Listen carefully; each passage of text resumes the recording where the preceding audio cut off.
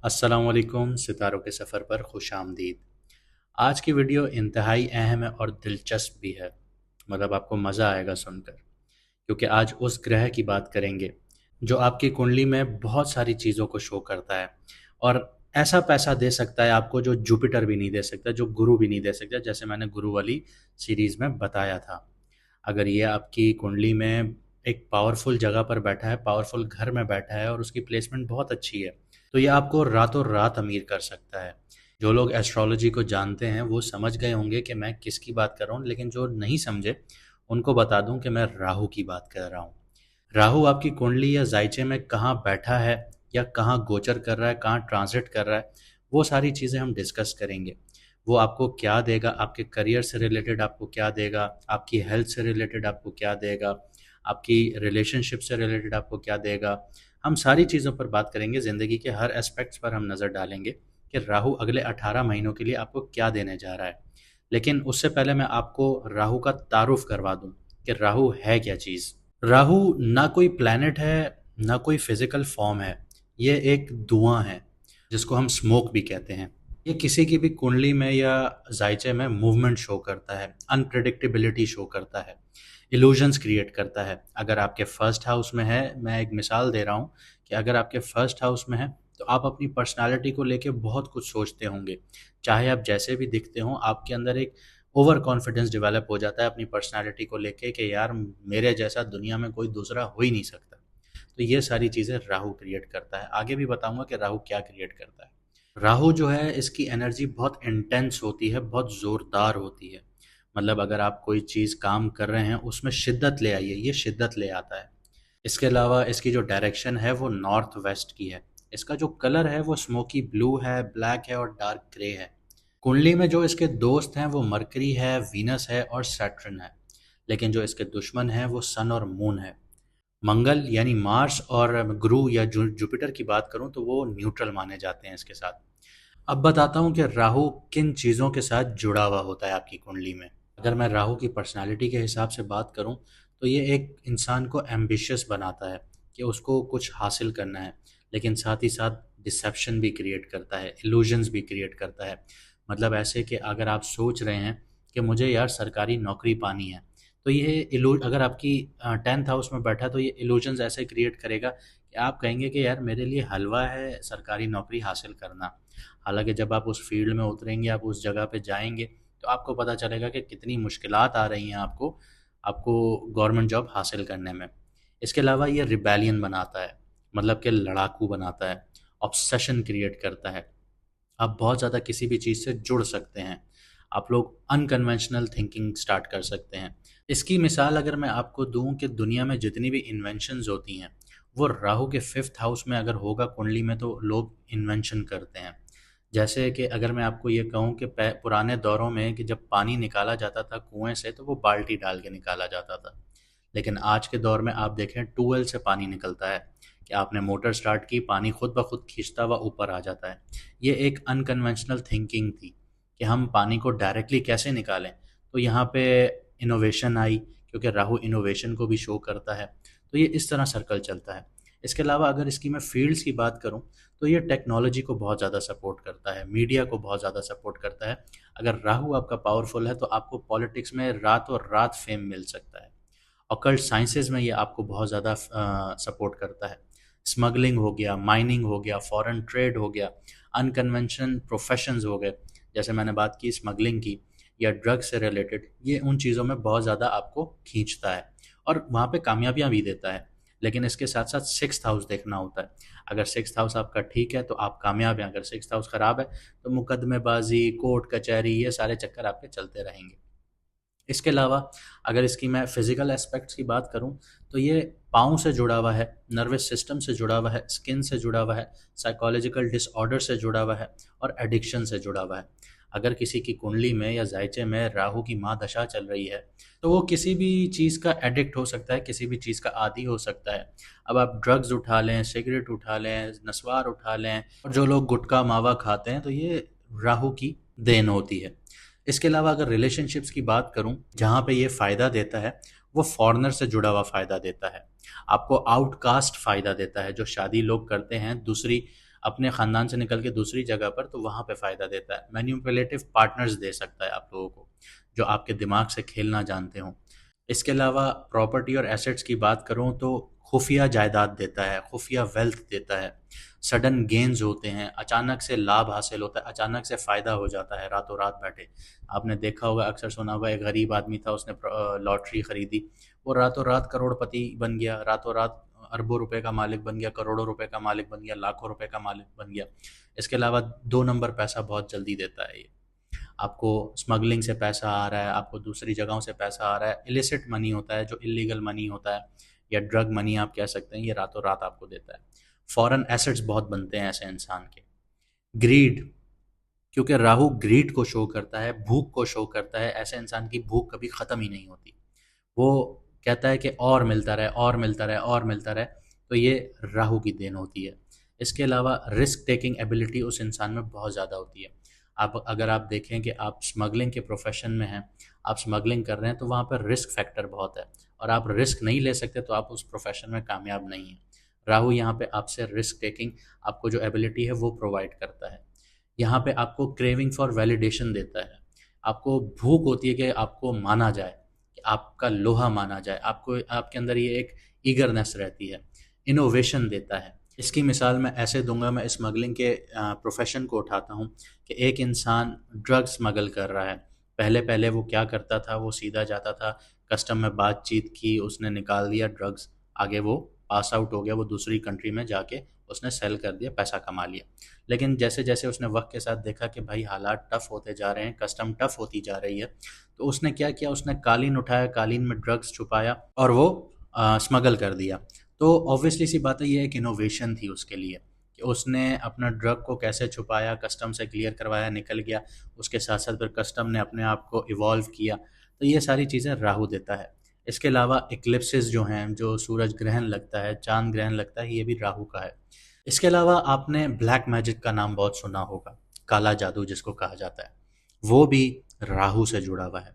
अगर आपकी कुंडली में या जायचे में राहु नेगेटिव बैठा है या किसी वीक घर में बैठा है, तो यहाँ पे बहुत ज़्यादा चांसेस होते हैं कि आप विक्टिम होंगे काले जादू के। आपके ऊपर या तो कोई अमल करवा रहा होगा, या फिर आप इस चीज़ की तरफ अट्रैक्ट हो रहे होंगे। इसके अलावा राहु आपको मिस्ट्रीज की तरफ भी खींचता है। ऐसे इंसान की ज़िंदगी में सडन चेंजेस आते हैं और कार्मिक डेब्ट्स भी उसको उतारने पड़ते हैं। यहाँ पे मैं आपको बताता चलूँ कि राहु जो है वो इल्यूजन है, माया है। स्मगलिंग का पैसा अच्छा तो लगता है सबको कि बहुत ज़्यादा पैसा है, लेकिन उसके पीछे ख़तरात कितने हैं, आपकी ज़िंदगी को भी ख़तरात हैं, उस पैसे को संभालने में भी ख़तरात हैं। कस्टम आपके पीछे, एफबीआर आपके पीछे है, आपके पीछे हर एजेंसी पड़ी हुई होती है। तो यहाँ पे ख़तरात बहुत ज़्यादा हैं, इल्यूजन्स बहुत ज़्यादा क्रिएट कर देता है राहु। यहाँ पे इंसान की ज़िंदगी फंस के रह जाती है। लेकिन अगर राहु पॉजिटिव है तो क्या दे रहा है आपको? राहु अगर आपकी कुंडली में पॉजिटिव है तो ये आपको शौहरत देगा, आपको दौलत देगा, आपको मीडिया की फील्ड, टेक्नोलॉजी की फील्ड, पॉलिटिक्स में, यहाँ पे आपको रातों रात आपको फेम देगा, आपको शोहरत देगा। इसके अलावा अगर आप इनोवेशन से जुड़े हुए हैं तो स्ट्रॉन्ग इंट्यूशन आपका होगा, कि अगर आप किसी प्रोजेक्ट पर काम कर रहे हैं और आपकी छठी इसमें आ जाएगा कि यार अगर मैं इस तरह करूँगा तो ये काम सही हो जाएगा, out of the box thinking देगा आपको। आपको अनकन्वेंशनल करियर्स जो होते हैं, जैसे मैंने आपको बताया स्मगलिंग वगैरह चीज़ें, तो यहाँ पे बहुत ज़्यादा सक्सेस देता है, आपको कामयाबियाँ देता है। इसके अलावा फॉरेन कनेक्शंस की बात करूँ तो फॉरेन कनेक्शन से आपको बहुत ज़्यादा फ़ायदा हासिल होता है, ट्रैवलिंग के थ्रू बहुत ज़्यादा फ़ायदा हासिल होता है, ट्रेडिंग के थ्रू बहुत ज़्यादा फ़ायदा हासिल होता है, और कोलैबोरेशन के थ्रू बहुत ज़्यादा फ़ायदा हासिल होता है। ऑकल्ट नॉलेज ऐसे इंसान की बहुत ज़्यादा डीप होती है, डीप अंडरस्टैंडिंग देता है साइकोलॉजी में, आपको मेटाफिजिक्स में, एस्ट्रोलॉजी में, आपको रिलीजन में। राहु अगर आपका स्ट्रांग है तो ये आपको इन चीज़ों में फ़ायदा देगा। आपके दुश्मनों के ऊपर आपको कामयाबियाँ देगा। अगर राहु आपके 6th हाउस में बैठा है तो आपके दुश्मनों के ऊपर आपको कामयाबियाँ होंगी, लेकिन लीगल बैटल्स आपको झेलनी पड़ेंगी, आपको काला जादू, ऐसी चीज़ें, ये सारी चीज़ें आपको झेलनी पड़ेंगी। इसके अलावा मटेरियल कंफर्ट्स बहुत ज़्यादा देता है, लग्जरी मिल जाएगी, अचानक से फाइनेंशियल विंडफॉल्स आ जाएंगे, अचानक से पैसा उड़ते हुए आपके पास आ रहा होगा, आप भी सोच रहे होंगे यार इतना पैसा यहाँ से कैसे आ गया मेरे पास। और अनएक्सपेक्टेड अपॉर्चुनिटीज़ आ जाती हैं कि आप घर पे बैठे हुए हैं, आपको अचानक से जॉब की ऑफ़र आ जाएगी, आपको किसी भी पॉलिटिक्स से कोई जुड़ा हुआ इंसान होगा, वो आपको कहीं पे उठा के किसी और नौकरी पे लगा देगा कि यार यहाँ पे आके काम करो, ये आपके लिए ज़्यादा फ़ायदेमंद है। आप भी सोचोगे यार कल तक मैं ये 50,000 रुपये की नौकरी कर रहा था, आज मुझे 1.5 लाख रुपए की नौकरी मिल गई है। तो इस तरह से एकदम से आपकी अपलिफ्टमेंट हो जाती है। लेकिन अगर यही राहु नेगेटिव होगा तो कन्फ्यूजन देगा, इल्यूजन्स देगा, मेंटल फॉग रहेगी इंसान के दिमाग में, कोई भी फैसला वो क्लियरली नहीं कर पाएगा। ऑब्सेशन रहेगा, और ऑब्सेशन भी किन चीज़ों से रहेगा कि जो गोल्स अचीव ही नहीं हो सकते, या फिर एडिक्शंस हो जाएंगी किसी भी सब्सटेंस पर, चाहे सिगरेट हो, ड्रग्स हो, कोई भी चीज़ हो, ऐसे लोगों को इन चीज़ों पे एडिक्शंस हो जाती हैं। फाइनेंशियली बहुत ज़्यादा लॉस होना शुरू हो जाता है, रिस्की इन्वेस्टमेंट्स और स्कैम्स हो जाते हैं ऐसे लोगों के साथ, इंस्टेबिलिटी रहती है उनकी ज़िंदगी में। हेल्थ इश्यूज़ की बात करूँ तो एनजाइटी रहती है, इनको नींद सही से नहीं आती, रात रात भर जागते रहते हैं, इंसोम्निया का शिकार रहते हैं, स्किन डिसऑर्डर्स देखने को मिलते हैं, स्किन पे रैशेज़ रहते हैं, स्किन पे कभी ना कोई इश्यूज़ चल रहे होते हैं, नर्वस सिस्टम का प्रॉब्लम रहता है। रिलेशनशिप्स की बात करूँ तो वहाँ पे इनको धोखेबाज पार्टनर मिलते हैं, ट्रस्ट इश्यूज़ रहते हैं ऐसे लोगों को, फॉरेन रिलेटेड कॉन्फ्लिक्ट्स का सामना करना पड़ता है। जैसे मैं अगर आपको इसकी मिसाल दूँ कि अगर आप पाकिस्तान में रह रहे हैं या इंडिया में रह रहे हैं, तो आपको कोर्ट केसेस का सामना करना पड़ेगा यूके में, यूएस में, तो ये सारी चीज़ें आपको राहु देगा। इसके अलावा पास्ट लाइफ के जो डेट्स हैं वो सरफेस पे आना शुरू हो जाएंगे। मतलब अगर आपने पुरानी ज़िंदगी में या पिछले सालों में, कुछ जाने वाले सालों में कुछ गलत काम किए थे, तो उनका अब आपको पे ऑफ का टाइम आ गया है आपके लिए। आप उनको पे ऑफ करेंगे, उनका अब आपको फल मिलेगा कि आपने अच्छा काम किया था या बुरा काम किया था। अगर बुरा काम किया था तो ऑब्वियसली सी बात है, अब उसका फल मिलने जा रहा है। इसके अलावा आपको सडन अचानक से आपकी ज़िंदगी में अपहेवल्स आ जाएंगे, क्राइसिस आ जाएंगे, उतार चढ़ाव का शिकार हो जाएंगे आप लोग। पैसा आ रहा था एकदम से रुक गया, पैसा फंस गया, आपने इन्वेस्टमेंट की हुई थी वो रुक गई, फंस गई, आपको पैसा टूट टूट के मिल रहा है, बनते बनते काम रुकना शुरू हो गए हैं, तो ये सारा आपको राहु देगा। इसके अलावा आपकी रेपुटेशन बहुत ज़्यादा डैमेज करेगा, स्कैंडल्स हो जाएंगे, कंट्रोवर्सीज़ हो जाएंगी, क्योंकि यहाँ पे मैनिपुलेटिव बिहेवियर क्रिएट करता है राहु। अगर आप देखें हमारे फिल्म स्टार्स को देखें, हर कोई, काफ़ी फिल्म स्टार्स हैं या काफ़ी आपके जो मूवी स्टार्स हैं या आपके मॉडल्स हैं, आप अगर उनको देखें तो कुछ लोग बहुत अच्छी ज़िंदगी गुजार रहे हैं, कुछ लोगों की ज़िंदगी में कंट्रोवर्सीज़ ख़त्म ही नहीं हो रही। जैसे एक बात की जाए राखी सावंत की, तो वो कंट्रोवर्सीज़ का शिकार रहती हैं और उनको अच्छा भी लगता है, उससे उनको फेम भी मिलती है। तो ये सारी चीज़ें राहु देता है। अब जानते हैं कि आपकी कुंडली में राहु कहाँ बैठा है और आपको क्या असरात दे रहा है। बात करता हूँ विर्गो वालों की, यानी कि कन्या राशि, यानी कि बुर्ज सुंबला वालों की। राहु आपके 6th हाउस में आया है, और ये जगह वैदिक एस्ट्रोलॉजी में शत्रु, रोग, ऋण, सेवा का स्थान होता है। यानी कि ये आपके दुश्मनों का, बीमारियों का, कर्जों का, सर्विस का, और जॉब पे जो दुश्मन है उनका घर है। राहु यहाँ एक अनदेखी लड़ाई शुरू करेगा, ना सिर्फ दुश्मनों के साथ बल्कि आपके अंदर के अनरिजॉल्व जो फियर्स हैं उनके साथ भी। एक्वेरियस जो है वो एक एरी साइन है जो फ्यूचरिस्टिक और इंटेलेक्चुअल एनर्जी लाता है। यहाँ राहु का रोल होता है कि टेक्नोक्रेटिक वॉरियर बनाता है, जो ट्रेडिशनल सिस्टम को तोड़ता है और नए तरीके से प्रॉब्लम सॉल्व करता है। राहु बन रहा है यहाँ पे बाहुबली, क्योंकि एक्वेरियस का मालिक सैटर्न है और सैटर्न राहु का दोस्त है। 19 मई रात को 2:20 पर राहु जब आपके 6th हाउस पर आएगा तो राहु इसका मालिक बनकर आएगा, क्योंकि ना यहाँ पे कोई और प्लैनेट है, ना राहु पे किसी और की नज़र है। राहु यहाँ पे इंटेंस होगा, मिशन ड्रिवन होगा और ऑब्सेशन प्रोन बन जाएगा। आपका 10th हाउस भी इसके साथ एक्टिव करेगा, आपका 12th हाउस भी एक्टिव करेगा, आपका 2nd हाउस भी एक्टिव करेगा। करियर और फाइनेंस की बात करूं तो अगले 18 महीने आपके काम का पैटर्न में रेडिकल शिफ्ट्स लेकर आएगा। राहु यहाँ प्रॉब्लम सॉल्विंग जीनियस बनता है। आप technology, AI, analytics, surveillance, investigation और लीगल एडवाइजरी जैसे फील्ड्स में काफ़ी आगे बढ़ सकते हैं।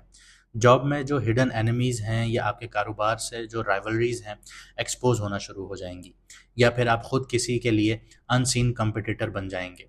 10th हाउस की जो नज़र है वो आपकी पब्लिक इमेज और रेपुटेशन पर काफ़ी तेज़ी से ग्रो करेगी, लेकिन साथ में बैकडोर मैनिपुलेशंस भी आ सकती हैं।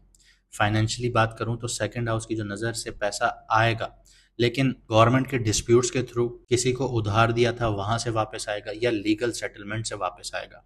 इसके अलावा अंडरग्राउंड या अनकन्वेंशनल सोर्सेज से भी आ सकता है, जैसे कि क्रिप्टो हो गई, हैकिंग हो गई या सीक्रेट कंसल्टिंग हो गई, यहाँ से भी आपको पैसा आ सकता है। लेकिन अगर आपने एथिक्स लूज किए तो राहु यहाँ फ्रॉड, टैक्स इश्यूज या कार्मिक प्लेंटीज भी दे सकता है। आगे बढ़ता हूँ, आपकी लव लाइफ और रिलेशनशिप्स की बात करता हूँ। 6th हाउस जनरली रिलेशनशिप्स का आइडियल जोन नहीं होता, और राहु यहाँ इमोशनल कॉम्प्लिकेशंस बढ़ा सकता है। आप या तो किसी इमोशनल अनअवेलेबल इंसान में फंस सकते हैं, स्पेशली कोवर्कर, क्लाइंट या कार्मिक डेप्ट कनेक्शन जो हो, या फिर आपके रिश्ते में डोमिनेंस और ईगो बैटल शुरू हो सकती है। 12th हाउस की जो नज़र है वो हिडन अफेयर्स को वाजे करना शुरू करेगी। फैंटेसीज या साइकोलॉजिकल डिस्टेंस भी एक्टिव हो सकती हैं। इस टाइम पीरियड में आपको अपने रिश्ते में ये देखना पड़ेगा कि क्या मैं किसी को फिक्स करना चाह रहा हूँ या उनके साथ जनरली ग्रो करना चाह रहा हूँ। तो इस चीज़ में आपने डिफ्रेंशिएट करना होगा। हेल्थ और मेंटल स्टेट की बात करता हूँ, राहु आपके 6th हाउस में जो है वो हिडन बीमारियां देने जा रहा है जो इजीली डायग्नोस नहीं होंगी। चाहे आप कितने भी टेस्ट करवा लें, आपको टेस्ट में नज़र नहीं आएंगी कि बीमारी क्या है, कहाँ दर्द उठ रहा है, क्यों उठ रहा है। कभी कभार ये साइकोमैटिक भी होता है जहाँ दर्द रियल है लेकिन वजह सबकॉन्शियस है। इसके अलावा आपकी एनजाइटी का जो लेवल होगा वो अनप्रिडिक्टेबल रहेगा, स्पेशली जब 12वें हाउस की नज़र आपके स्लीप पैटर्न्स पर पड़ेगी। इमेजिनेशन और मेंटल ओवरलोड जब आपको डिस्टर्ब करेगी तो यहाँ पे आप लोग जो एनजाइटी है वो अनप्रिडिक्टेबली आगे बढ़ सकती है। कुछ लोग हेल्थ ऑब्सेशन में जा सकते हैं, लेकिन यहाँ पे जो आपको ख्याल रखना होगा वो over doing of gym, supplements या बायो हैकिंग, ये राहु का ट्रैप है। अगर आप इन चीज़ों के पीछे भागे कि आप एक एक टाइम होता है ना कि आप एक जिम में 1 घंटा गुजार रहे हैं, चलो समझ में आ रहा है कि आप आधा घंटा कार्डियो कर रहे हैं, आधा घंटा आप एक्सरसाइजेस कर रहे हैं। लेकिन आपने अगर ओवर डूइंग शुरू कर दी, दिन में 5-5 घंटे, 4-4 घंटे सप्लीमेंट्स लेना शुरू कर दी, बायो हैकिंग शुरू कर दी, तो ये राहु का ट्रैप है जो आपको ईजिली बीमार कर देगा। इस ट्रैप से बचने का असली सलूशन ये है कि एक्सेप्टेंस रखें कि आप बीमार हो रहे हैं और अपनी रूटीन को बेहतर करें, अपनी डाइट को फॉलो करें। आपको कोई भी बीमारी हो रही है, आप डॉक्टर को चेकअप करवाएं। अगर आप ओवरडूइंग ऑफ जिम पे चले गए, जैसे अगर आप लोग अभी ओबीज हैं, मोटे हैं, और आप कहते हैं कि मैं जिम चला जाऊं, मैं 5-5 घंटे जिम कर रहा हूं, तो आपको हड्डियों से रिलेटेड इश्यूज आ सकते हैं, आपको न्यूरोलॉजिकल इश्यूज आ सकते हैं। तो इन चीज़ों का ख्याल रखना है, क्योंकि जब आप वेट उठाते हैं तो वो हड्डियों पे असर करता है और न्यूरोलॉजिकल सिस्टम पे असर करेगा। तो इस चीज़ का आपने बहुत ज़्यादा ख्याल रखना होगा। स्टूडेंट्स और स्टडीज़ की बात करता हूँ। अगर आप कम्पिटिटिव एग्जाम्स जैसे मेडिकल, लॉ, कोडिंग, एआई या साइबर सिक्योरिटी से जुड़े हुए सब्जेक्ट्स पढ़ रहे हैं, तो राहु यहाँ आपके लिए काफ़ी सपोर्टिव होगा। ये टाइम आपको sharp strategies, cheat proof planning और बिहाइंड द सीन इंटेलिजेंस देगा। लेकिन यहाँ पे आपको एहतियात भी करनी है कि शॉर्टकट कल्चर, प्लेजरिज्म या excessive reliance on AI tools आपके लिए नुकसानदेह साबित हो सकते हैं। 6th हाउस एक टफ हाउस है। यहाँ सक्सेस के लिए हार्डवर्क और मेंटल इंड्योरेंस ज़रूरी होती है। राहु जो चीज़ें यहाँ पे आपकी टेस्ट करेगा वो आपकी विल पावर है और आपकी लेजीनेस है। अगर आपने इन दोनों को अच्छे से मैनेज कर लिया तो आप कामयाब हो सकते हैं। चैलेंजिंग एरियाज और शेडो एरियाज में आपको बताता हूँ। ओवर कम्पिटिटिवनेस, हर चीज़ को लड़ाई समझना, secret enemies, office politics, legal traps, emotionally आप अपने अपनों से दूर होना शुरू हो जाएंगे। सेल्फ राइटियसनेस या विक्टिम माइंडसेट आपका एक्टिव हो जाएगा। फॉल्स बिलीफ कि मैं सब कुछ कंट्रोल कर सकता हूँ।